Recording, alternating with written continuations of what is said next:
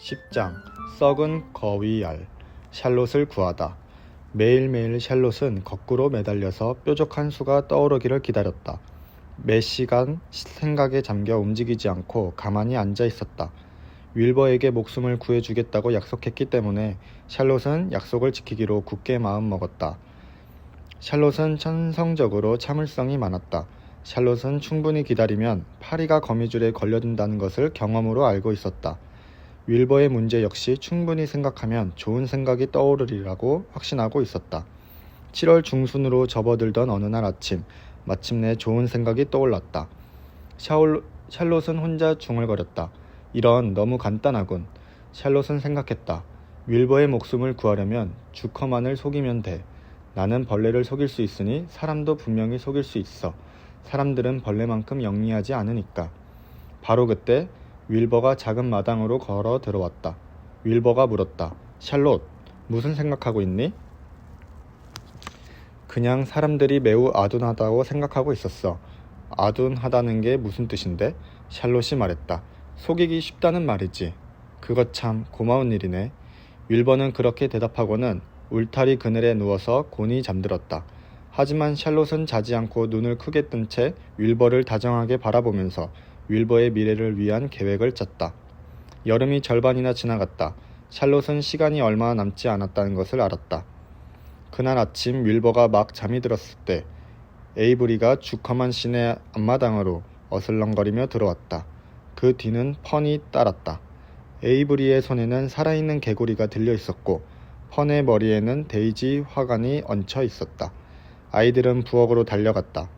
주커만 부인이 말했다. 마침 블루베리 파이를 먹으려는 참이다. 에이브리가 식기 건조대 위에 개구리를 놓고 파이를 받으려고 손을 내밀며 말했다. 제 개구리 좀 보세요. 주커만 부인이 말했다. 그걸 여기서 치워라. 펀이 말했다.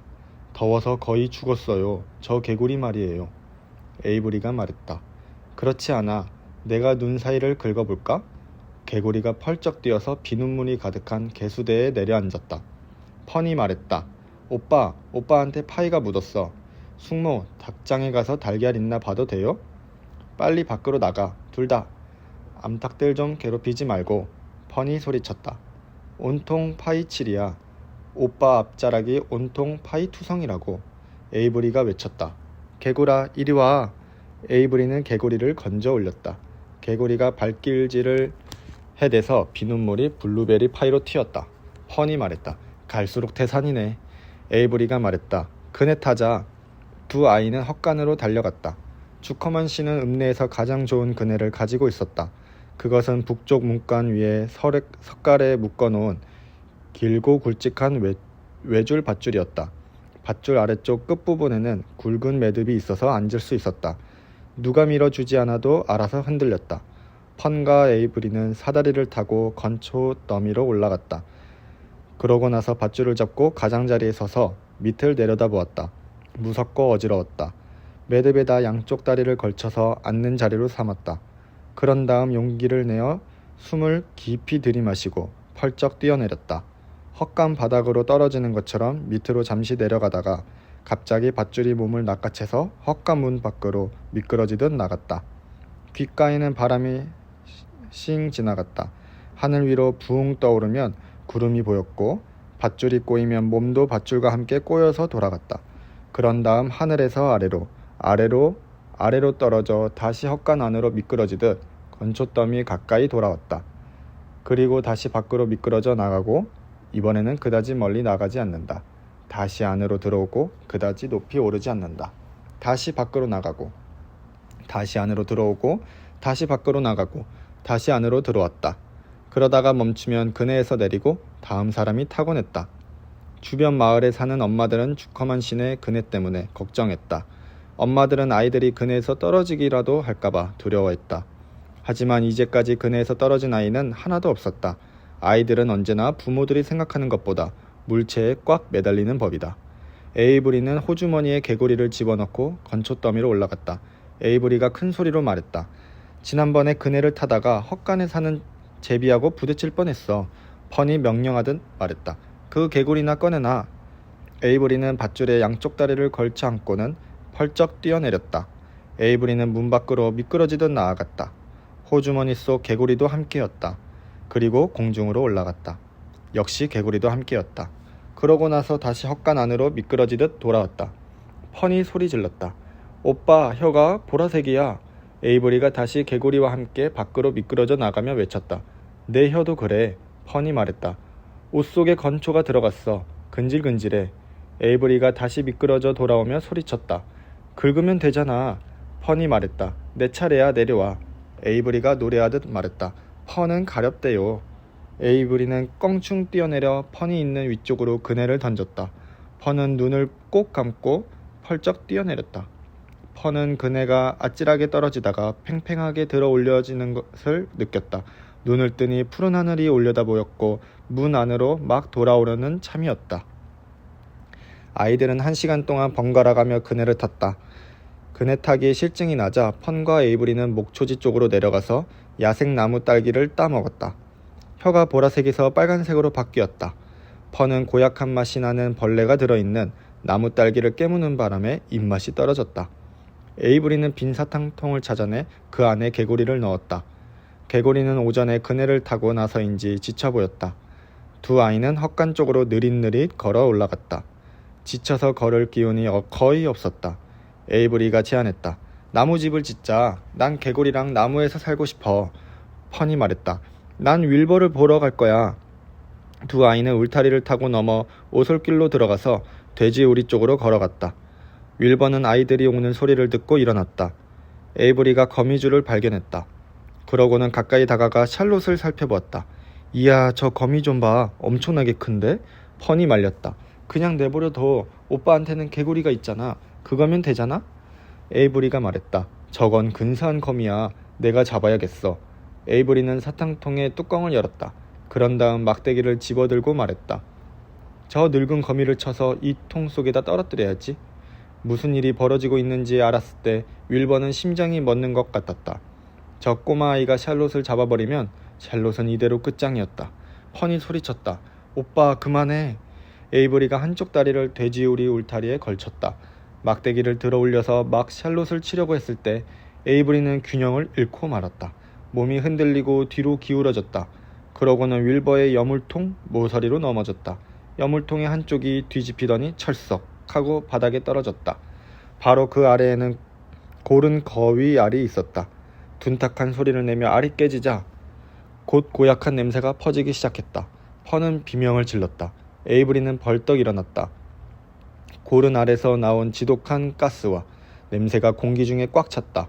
집에서 쉬고 있던 템플턴은 허둥지둥 헛간 안으로 달아났다. 에이브리가 소리쳤다.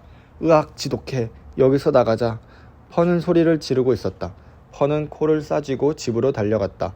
에이브리도 그 뒤를 따라 코를 싸쥐고 달려갔다. 샬롯은 에이브리가 가는 것을 보고 매우 안심했다. 아슬아슬하게 위기를 넘긴 셈이었다. 그날 오전 늦게 가축들이 목초지에서 올라왔다. 어른 양들과 새끼 양들, 수거위와 암거위, 그리고 7마리의 새끼 거위들이었다. 헛간에서 나는 지독한 냄새에 대해 불평이 많아서 윌버는 에이브리가 어떻게 샬롯을 잡으려 했는지 또 어떻게 고른 알이 깨져 때마침 그 아이를 몰아냈는지 거듭거듭 얘기해 주어야 했다. 윌버가 말했다. 샬롯의 목숨을 구한 건 바로 저 썩은 알이었어. 암거위는 그 사건에서 자신도 한몫했다는 것이 자랑스러웠다. 암거위가 꽥꽥거리며 말했다. 그 알이 아예 부화하지 않은 게 다행이야. 물론 템플턴은 자신이 아끼던 알을 잃은 것에 대해 애석해했다. 하지만 우쭐대지 않을 수가 없었다. 템플턴은 퉁명스러운 목소리로 말했다. 다 내가 물건을 모아둔 덕분이야. 언제 무엇이 필요하게 될지 모르는 법이거든. 나는 아무것도 버리지 않는다고. 새끼 양 한 마리가 말했다. 그래, 전부 다 좋아. 샬롯한테도 잘된 일이겠지. 그런데 나머지 우리들은 어떻게 하지? 냄새를 참을 수가 없어. 골아터진 알 냄새가 진동하는 헛간에서 누가 살고 싶겠어. 템플턴이 말했다. 걱정하지 마. 곧 익숙해질 거야. 템플턴은 일어나 앉아서 기다린 수염을 건방지게 잡아당겼다. 그러고는 쓰레기 더미에 가려고 밖으로 나갔다. 점심때 윌버에게 줄 먹이를 들고 나타난 러비는 돼지우리에서 몇 발짝 떨어진 곳에서 멈추어 섰다. 러비는 킁킁거리며 냄새를 맡고는 얼굴을 찌푸렸다. 도대체 뭐지? 러비는 양동이를 내려놓고 에이보리가 떨어뜨린 막대기를 집어서 여물통을 들어 올렸다. 쥐새끼군. 어휴. 여물통 밑에 쥐가 집을 지은 걸 왜 몰랐을까? 쥐는 정말 질색이야. 러비는 윌버의 여물통을 큰 마당으로 끌어냈다. 그리고 썩은 알과 템플턴의 다른 소유물들까지 몽땅 파묻고는 발로 쥐구멍 속에 흙을 집어넣었다. 그런 다음 양동이를 집어들었다.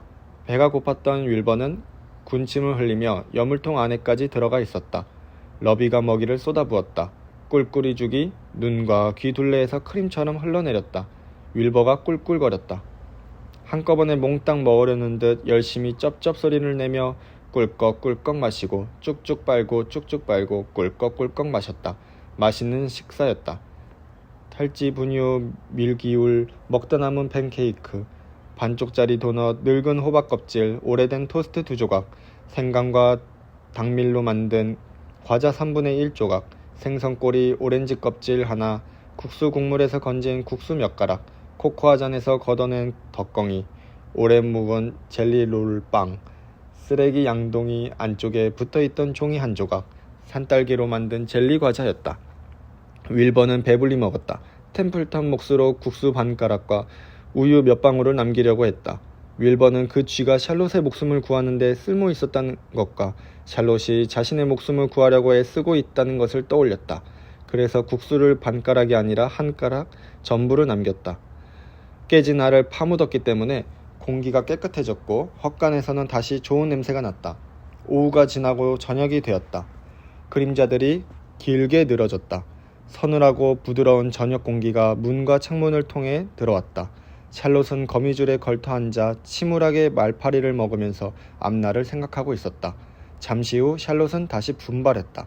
샬롯은 거미줄 한복판으로 내려와 줄 몇 가닥을 끊기 시작했다.